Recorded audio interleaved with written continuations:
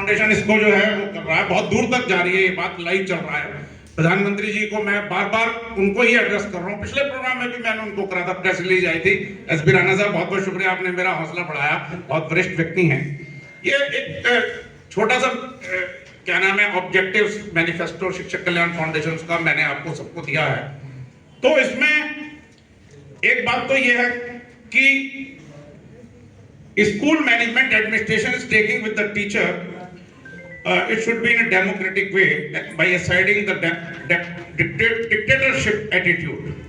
तो देखिए, ये बहुत मैं आपको बता दूं, मैं सीधा भारत सरकार को कहना चाहता हूं इस मंच से, माननीय शिक्षा मंत्री जी को, माननीय प्रधानमंत्री जी को, कि टीचर डरा हुआ इस देश का। और ये बात समझ लें कि जो बात विकसित भारत की उठी है वो राष्ट्रीय शिक्षा नीति से होकर सफल होगी, और उसकी कुंजी शिक्षक है।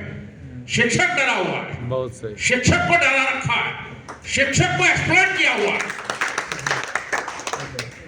वो अपनी विचारधारा को रखने हैं, रखिए, लेकिन नियत साफ करके रखिए, और उनको उसको एम्पावर करना पड़ेगा।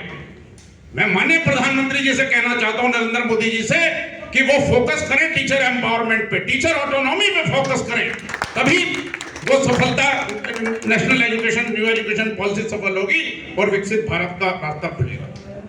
Disciplinary action should be one sided, not on the based on the law of justice. Disciplinary action one sided हो रहे हैं। मेरी भी 37 साल की सर्विस है, मेरे अंदर कोई ऐसी पीड़ा थी, गंभीर पीड़ा जो मैंने देखी। मैं 22 चॉइस आया था, यूनिवर्सिटी टॉपर था मैं, टीचर, और मैंने डॉक्टर मधुसूदन गर्ग से, ये वो मेरे गुरु थे, उन्होंने टीचर बनाया। लेकिन मैंने देखा कि एजुकेशनल डोमेन में सब गड़बड़ है, पूरा सिस्टम गड़बड़ है।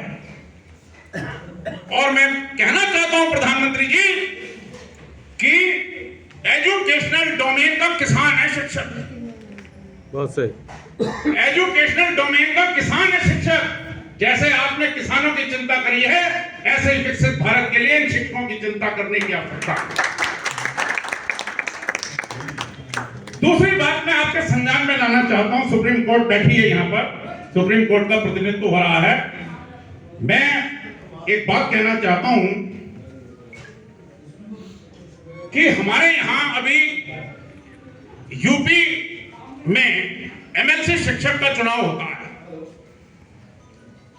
So far as if you see this paper and last से ये चौथा वाला है, representation of teachers in decision making policies, representation of teachers in decision making policies। जब 2020 में मैंने एक प्रोग्राम किया सर, 7 दिन का, पंडित दीनदयाल उपाध्याय, 25 सितंबर से लेकर 2 अक्टूबर तक, तो उसके चीफ गेस्ट थे अनिल स्वरूप साहब, जो कि एक बड़े विद्वान आईएएस ऑफिसर रहे हैं, और उनकी सोशल मीडिया पे चर्चा, अभी भी मैं उनके प्रोग्राम में गया था। मैंने उनसे एक सवाल पूछा, मैंने कहा सर, नेशनल एजुकेशन पॉलिसी की जो फाइल थी वो तो आपके हाथों से गई, तलवार साहब आप थोड़ा सा मेरी तरफ हो जाए।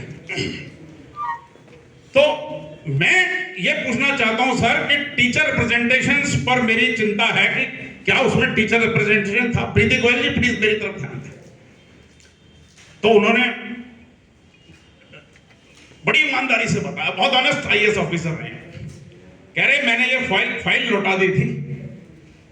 कस्तूरी रंगन जी उसके चेयरमैन थे, बोले मैंने इस कमेटी को फाइल लौटा दी थी कि इसमें टीचर रिप्रेजेंटेशन क्यों नहीं है।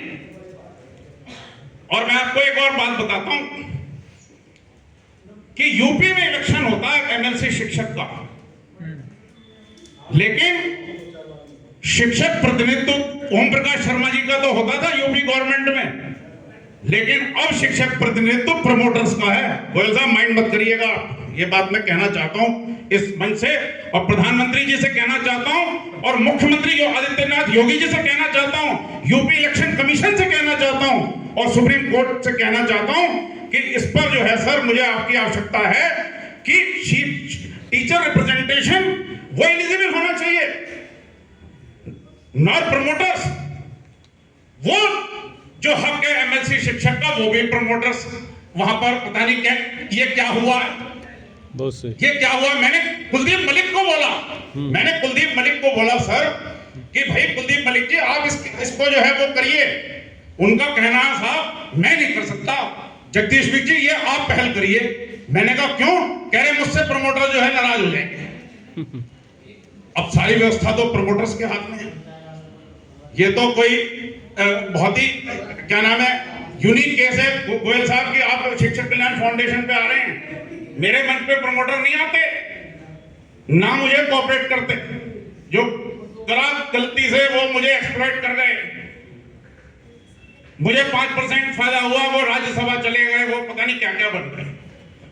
तो मैं ये कहना चाहता हूं भारत सरकार से, इलेक्शन कमीशन से कि इस पर संज्ञान ले, और यदि सर इस पे कुछ कानूनी व्यवस्था से कुछ बात बन सकती है तो मैं अपनी बात को यहीं खत्म करके माननीय मुख्य अतिथि महोदय को बुलाता हूं और आपको 4 पंक्तियों से भी नवाजता हूं पूरे सदन को कि धरा की क्या कहें, आकाश बदल जाता है, बात ही बात में विश्वास बदल जाता है। तो मुश्किलों से न घबराओ साथियों, रात ही रात में इतिहास बदल जाता है। वाह वाह क्या बात है। तो आज सुप्रीम कोर्ट हम एडवोकेट्स हमारे साथ हैं, इतिहास बदलेगा ऐसा मेरा कहना है। आप भरोसा रखिए सर प्लीज। इतिहास बदल जाता है। वाह।